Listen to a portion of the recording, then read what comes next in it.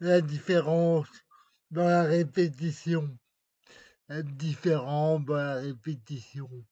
Rien n'est jamais le même.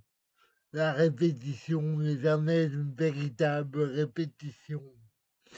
La répétition n'est pas le retour du même. Ne plus que parce que lorsque vous faites un geste original, que vous le répétez, ce geste ne provoque jamais la même chose, ne provoque jamais le même effet, ne provoque jamais le même effet. Le geste peut être identique, il ne provoque jamais le même effet, jamais. Un exemplaire, plus d'un exemplaire, plus d'un exemplaire ne sont pas trois exemplaires identiques. L'identique n'existe pas. Ne fût-ce que par leur situation, leur topographie. Lorsque vous placez un objet puis un autre identique à côté, les deux objets ne sont déjà plus deux objets identiques. Il s'agit d'une configuration originale. Tu fais toujours le même dessin. Non, je ne me répète pas. Non, tu dis toujours la même chose. Toujours la même chose. Tu te répètes. Non. Quelle est la différence réalité, dans tes propos au fur et à mesure des années qui passent? En réalité, j'approfondis. Tu te répètes. J'approfondis une forme. Je me répète. Je module une forme. Non, je module pas toujours un effet. J'approfondis. Et la combinatoire, c'est le reste. Dans la différence de couleurs, la différence de forme à un niveau microscopique. Tu fais toujours la même forme. Les contraintes, tu utilises toujours les mêmes couleurs. Permettent d'approfondir. Non, je me permettre de ne pas me perdre. Je dis autre chose. Dans l'immensité des possibles. Quelque chose de plus en plus précis.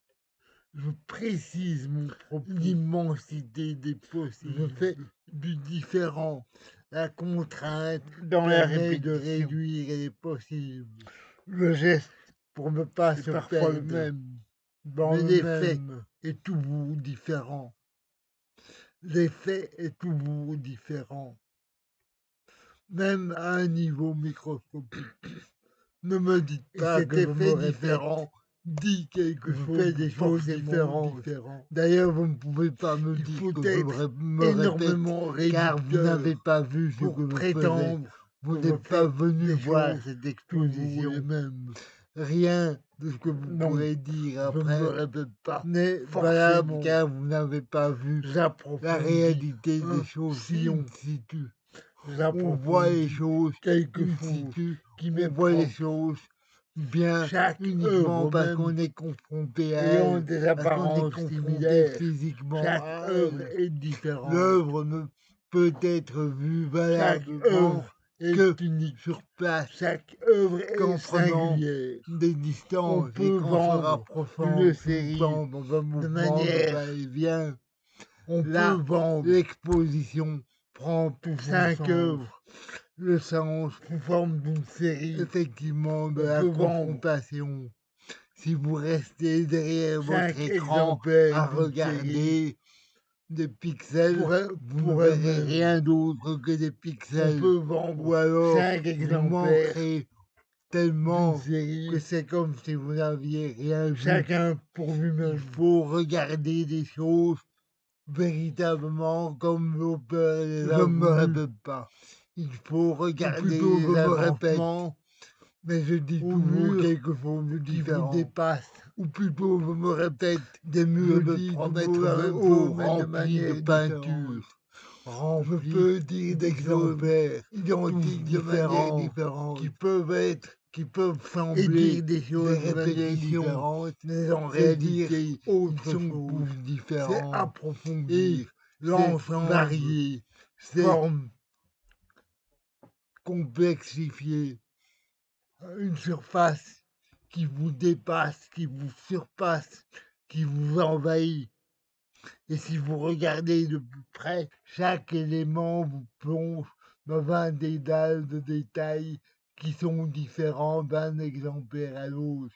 Vous ne pourrez jamais trouver deux exemplaires identiques, car mon mouvement n'est jamais exactement identique, car la matière agit de manière propre et chaque fois différente. C'est ça que vous avez manqué en n'allant pas à l'exposition, en ne regardant pas les œuvres telles qu'elles doivent être regardées.